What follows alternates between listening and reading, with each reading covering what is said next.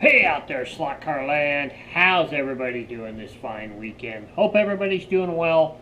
Hope everybody has been racing and having fun and doing a lot of cool stuff in the hobby because that's what it's all about.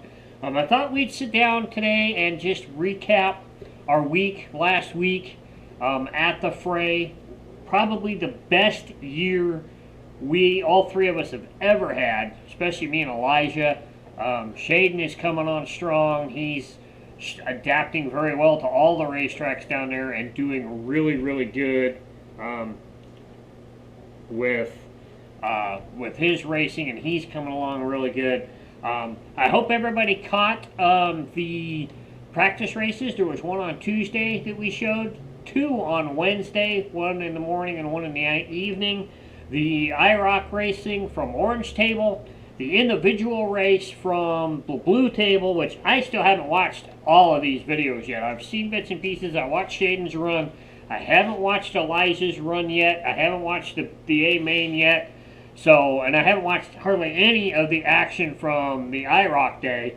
I want to apologize for not being able to bring you guys anything of the team day. We had some really inclement weather while we were down there. I'm surprised we got 4 full days of coverage in as it is, with the way Wi-Fi reception is and everything is down there. I'm surprised that we had 4 flawless days of coverage live. I tried 4 different tables on Saturday to try and bring you guys at least a glimpse of the team day, and none were. I started over on Pink. I wanted to show Pink table that day. Couldn't get connection, kept bogging down, could come up and then go out. We were over racing at Blue Table, and I could look across because I had the screen turned towards the rest of the tables, and I could see that it wasn't doing anything. It was black. It had the lost connection item up. So I'm like, screw it. So I moved it over to Blue Table, tried to get it set up there. Same thing. I moved it over to Tan Table, tried to get coverage from Tan Table. Same thing. So I want to apologize for that, but the Wi-Fi and reception down there is so shoddy. I'm just pleased that we got 4 full days of live action for everybody, and at least we got to show you guys the individual and the orange table from the IROC competition. So I mean, we're just gonna have to live with it. Hopefully next year things will be better. We'll be able to live stream the team day. Hopefully we get every day in next year and try and be able to bring it to you guys. So I'm sad that we were short a few people this year. Phil Lazario was not there this year. I guess he's dealing with some health issues. Neither of the Marty Acero and his brother weren't there, so we didn't have any slot cars to buy outside of Fray parts, which is kind of sad. But I hope they get better. I hope they get back on the mend and can show up next year. We were short Brad Bowman this year, and he was at home taking care of his wife who had surgery on her foot, so he wasn't there. Jim Rose, who I was hoping to be able to do some collab stuff with, he's not there because of the whole Fray debacle that happened prior to the Fray. I didn't bring you guys any of that stuff, but there was a big debacle before the Fray because Phyllis was going to make the Blizzard legal for team day. That caused all kinds of headaches. There was all kinds of people. That's why Jim Rose sold all his Fray stuff. RC wasn't going to be there, which means we weren't going to have any tires. And it just went on and on and on. They finally got it resolved to where the Blizzard is only legal on IROC Day, and the only chassis that are legal on Team Day are original Auroras and WizJets. So it all kind of worked out in the end, but we did lose a few people along the way because of that. We only had 12 teams on Team Day, 11 on IROC Day. Still kind of down from counts from prior to the pandemic, and I think the current economy has a lot to do with that. A lot of people just can't afford to swing a trip like that for that long term, especially if you're back east. You have to fly out. You've got your flight, you've got your hotel bill, you've got your parts bills, you got all kinds of stuff there. So it's really hard for them to make it out. Hopefully by next year, hopefully the economy will recover a little bit, so more people can afford to be there, and we can get back to our 15 and 16 teams again here soon, because it's all kinds of fun. But outside of that, it was really fun. It's great getting to see everybody once a year again. It's like a big family reunion when you go down there. We walked in the door. RC came over, started talking to us. We talked to everybody that was there. I've got some video ideas coming up here real soon. It'll be out on the channel very, very soon. There's definitely another "What Makes a Fray Car So Fast" video coming, because we've learned a lot of things have changed since I did the last video. There's stuff that they're not doing that I said they did in that video, because they found out it's not quite working right. They're doing other things, so we're going to have to talk about that and all of the other stuff that they're doing to make these cars extremely, extremely fast. Another video that popped into my head today that came out of talking to Rick Jockum and a couple other people is about, is slot car racing real racing? We'll answer that question in that video, because it's a lot of interesting things came up, so you guys will have to look at that. So, a lot of stuff coming up. We had a great time. Elijah right now is probably one of the top 15 Fray racers in the country. After his performance this year, he is right up there with everybody else, on par with the top guys in the sport. And there's kind of an answer too about this. This is a sport.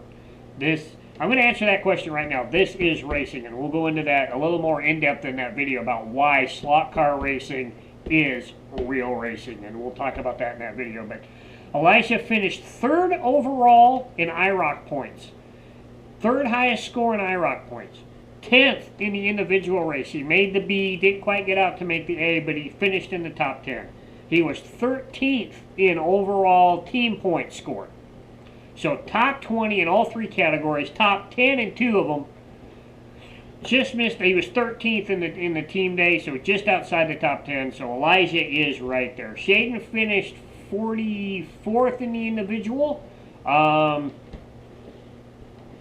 He started in, I can't remember what main he started in, but he made 4 move-ups, which will really be advantageous for him next year when it comes to his standing. And if they do things the same way, let's see, where was he on IROC day?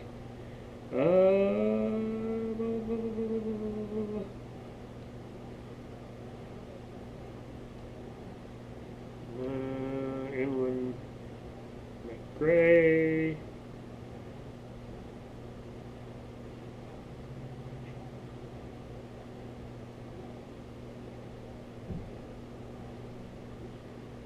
So there must be a second part of this sheet for IROC, because I don't see Shaden's. Oh wait, here we go. It's right here, I believe. This is the other part of the paper. Shaden was 54th in IROC average, and he finished, like I said, 44th in the individual, and I don't think we have an overall. Let's see, where did he finish up on team day? Out of 73 on team day, Shaden finished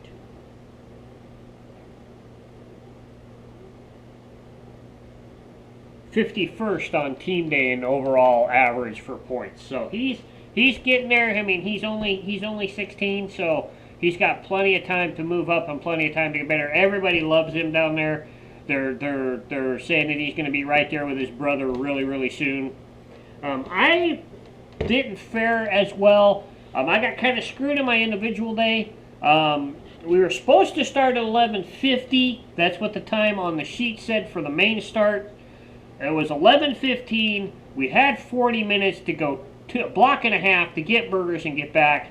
And they screwed up our shit. They got my order. They didn't take Elijah's order. He had to wait around. He finally got his order in.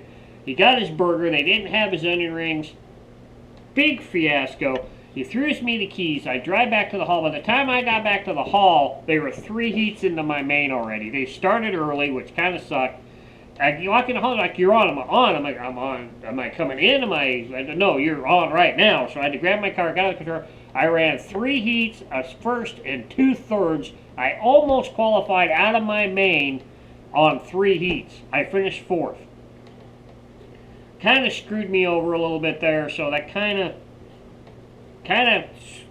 set my day for the whole for the whole weekend for the next day. But I did get back into it. I didn't fare very well. I was 63rd on team day. Looking to improve on that next year. And individual day, I'm down on individual day. I'm down towards the bottom of the run. IROC day, I was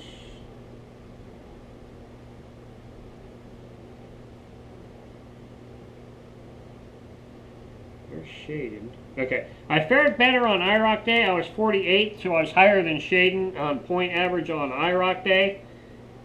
And then individual day. Oh, that's that's IROC again. Hold on. Where's individual? So individual standings, I was 59th because I missed 3 of my heats. I should have been able to have moved up at least twice. I believe, maybe even 3 times. I should have been able to catch up with Shaden. He might have took off on me after that, but I should have caught up with him. But it is what it is. Next year we'll do a lot better. We'll send Elijah because we know he's going to be way up the run. We'll send him to get burgers for us so he can bring food back to us rather than us all 3 going and then coming back. I don't really care for the way they did the individual this year. Typically in the past, qualifying was a Indy style qualifying was 4 laps. The average time was your time, and that placed you into your mains. This year they took your previous finishes in the main, and then there was a 30-second hot lap session on blue track. That's about 3 laps if you don't come off. And then they took that time and averaged it with your average places, and that's what puts you into the mains.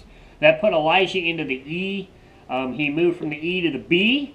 So next year, if they keep the same format, more than likely he'll qualify into the B or the C, maybe the D, depending on his qualifying, his hot lap session if they do that thing again. So he'll still be right up there at the top of the ladder.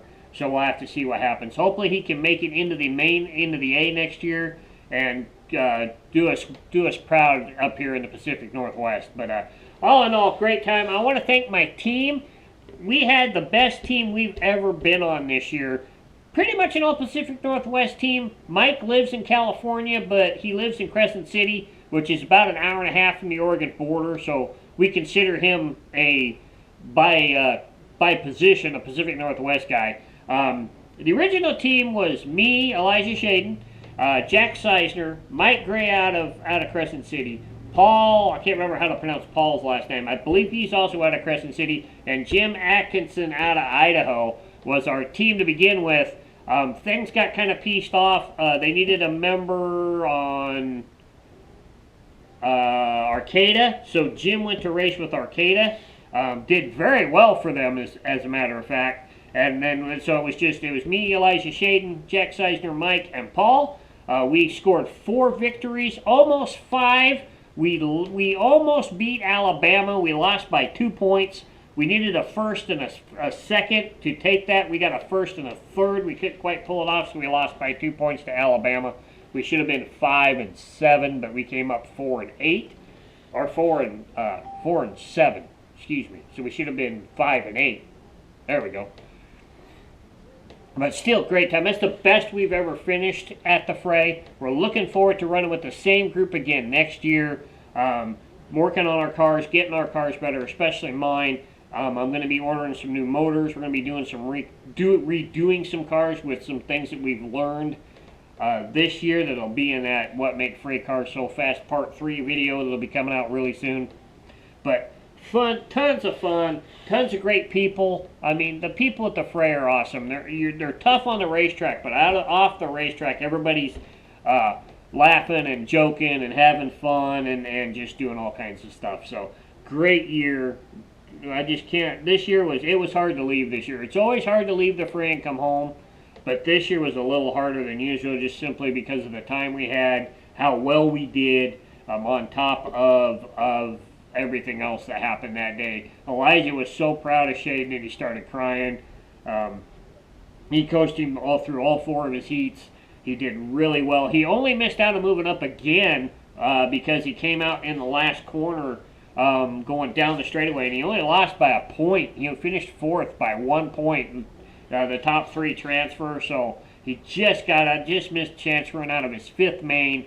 That would have put him into the main with Sean Lee, who came in and made an eight main run up the ladder when he came in. It was his car that gave out, not him. His car crapped out on him and actually died right before the reed switch on the track, and he had to push it across to get across the finish line. But a lot of great fun. Looking forward to doing it all again next year, and we'll start showing you guys some of that stuff that we've learned on doing some cars. I want to redo the WizJet chassis here real soon. Get it prepped for our last Fray race of the season 2 weeks from this Sunday, or 2 weeks from today, actually.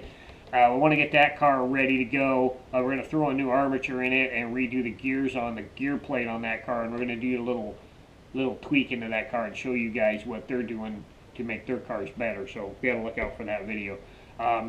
Just a lot of fun. I want to thank Richard Phillips for putting it on. I want to thank everybody who was there, who have just given my boys the greatest admiration that I think any father could just have. I mean, they love them. They teach them. They take them under their wings. They've seen them grow up. They've seen them race. They've seen how well they've gotten. It makes me choked up to think about it. But I just love those guys down there and how they treat the boys. Now they've accepted them into this great sport of slot car racing. So I hope you guys have a great week. Be on the lookout later today for the live stream from today's race. I think it's Auto World. Let me double check. It's either Auto World or the DK4 cars. I can't remember what we showed the featured video was last round. Let's get out of here. Let's go here. We'll see what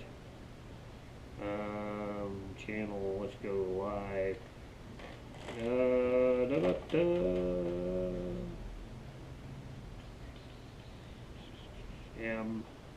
So it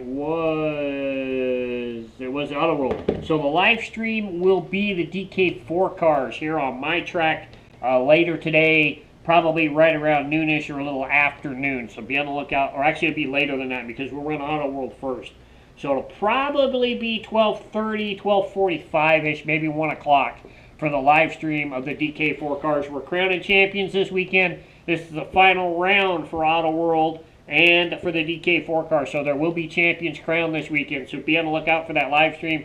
Featured race next weekend will be the Auto World Ultra G class. So be on the lookout for that. And be on the lookout for the other videos we got coming. Check out the shorts. They're doing some insane numbers right now. Be on the lookout for the Crash of the Week. There will be a walk around on Monday. I have time to shoot one now. I didn't have time the week before or for this week because we just got home on last Sunday. So you know how things work out there. So be on the lookout for the walk around. Be on the lookout for the Crash of the Week, the Monday speed shot, and everything else.